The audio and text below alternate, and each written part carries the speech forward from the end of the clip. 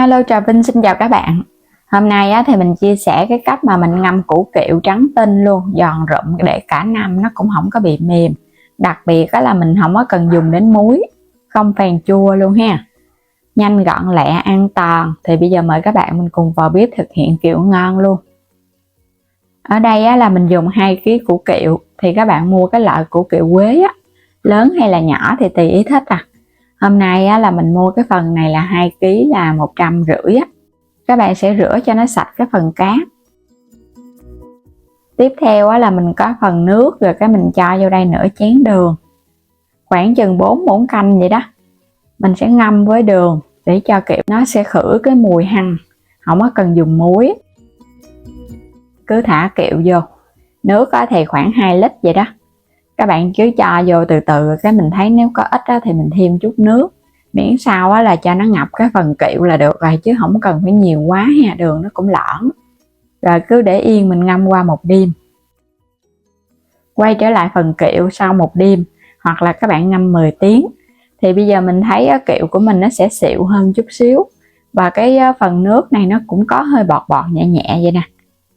Kiệu này lúc này nó hơi mềm mềm chút, nhưng mà nó không có quá mềm. Sẽ xả nó ra. Cái phần nước đường này các bạn không có sợ gì hết còn làm muối thì mình sợ bị mềm. Xả sạch lại với nước nha, mình rửa cho nó sạch cái phần nước đã ngâm nè. Ngâm vậy giúp cho nó giảm cái độ hăng và giúp cho kiệu nhanh thấm.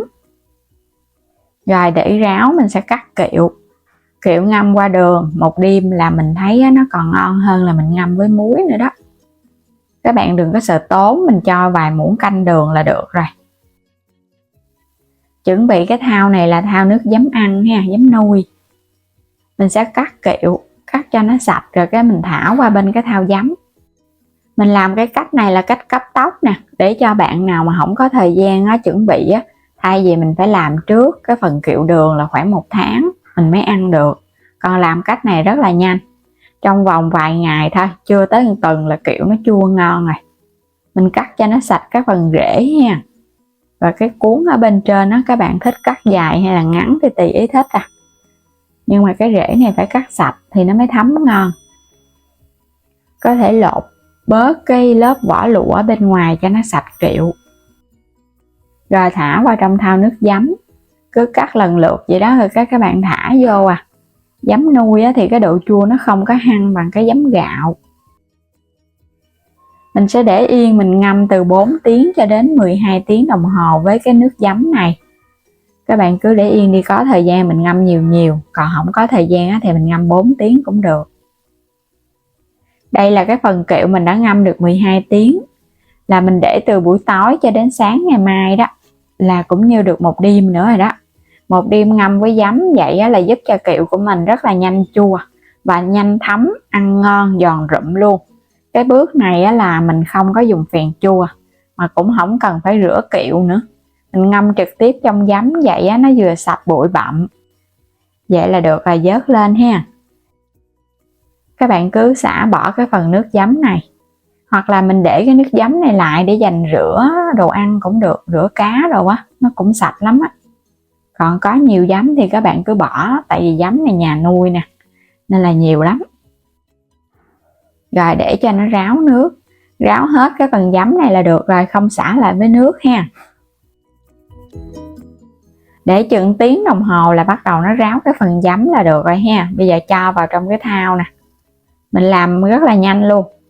Bước tiếp theo là mình sẽ cho đường vô. Mình cân lại là 1,6 kg kiệu thành phẩm thì cho vào đây 800g đường cát trắng. Phải nhớ là đường cát trắng nha, chứ đừng có màu vàng vàng ngà ngà là nó sẽ không có đẹp kiệu đâu. Càng trắng là kiệu của mình nó càng đẹp ha. Xóc đều lên. Rồi cái bước này nè, các bạn có thời gian mà có nắng thì mình cứ để yên ở trong cái đường này nè, cái mình đem ra phơi nắng khoảng chừng 1 ngày vậy đó. Sau khi mà kiệu phơi nắng 1 ngày thì bây giờ mình thấy đường nó tan ra hết rồi. Còn không có nắng các bạn để trong nhà cũng được nữa. Để chừng ngày là bắt đầu đường nó tan ra vậy nè. Đây các bạn thấy cái phần nước đường nó tan ra hết luôn rồi đó.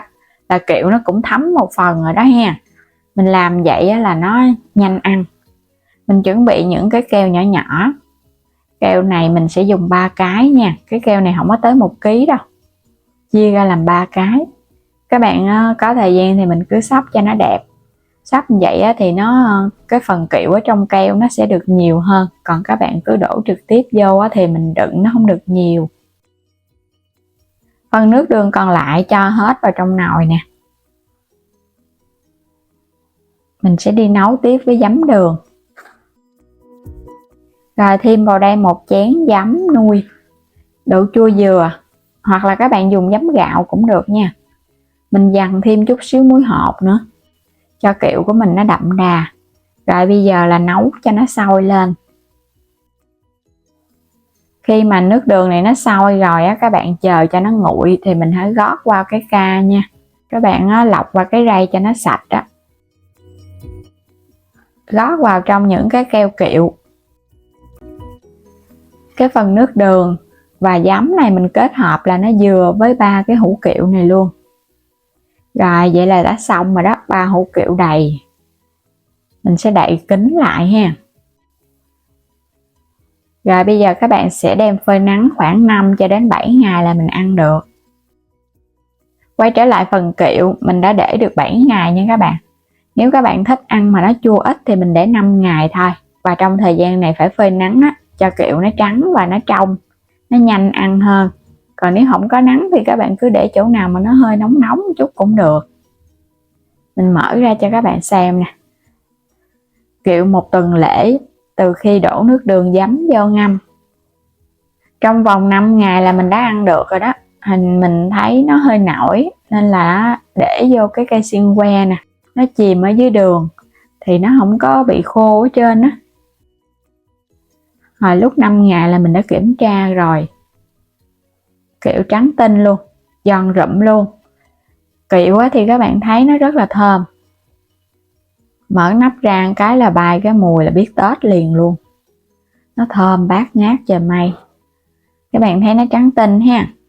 Mình sẽ đổ hết nguyên cái hũ này ra cho các bạn xem. Nó trắng và nó thấm ngon lắm.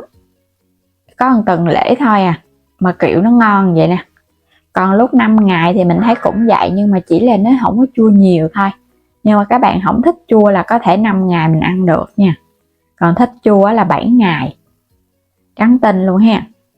Cái củ kẹo mà các bạn thấy nó xịu xịu là nó mới thấm. Còn cái củ kẹo mà đem ra mà nó không có xịu là nó chưa có thấm ngon đâu. Thường là mình làm với cái kẹo đường là 1 tháng ăn mới ngon. Còn cái cách này rất là nhanh, mà không cần dùng đến muối phèn chua. Trong vòng 5 ngày là ăn ngon lành. Múc ra cho các bạn xem nè. Kẹo thì một món ăn không thể thiếu cho ngày Tết. Kết hợp với thịt kho hột vịt hoặc là tôm khô bánh tét ha, ngon bá cháy. Đến đây thì mình cảm ơn các bạn đã luôn theo dõi ủng hộ kênh. Nếu chưa đăng ký thì vui lòng đăng ký ủng hộ kênh Alo Trà Vinh và Alo Trà Vinh 2. Và mời các bạn bấm vào góc trái video xem sản phẩm, lựa chọn và mua ủng hộ kênh mình ha. Xin chào tạm biệt, hẹn gặp lại các bạn ở những video tiếp theo.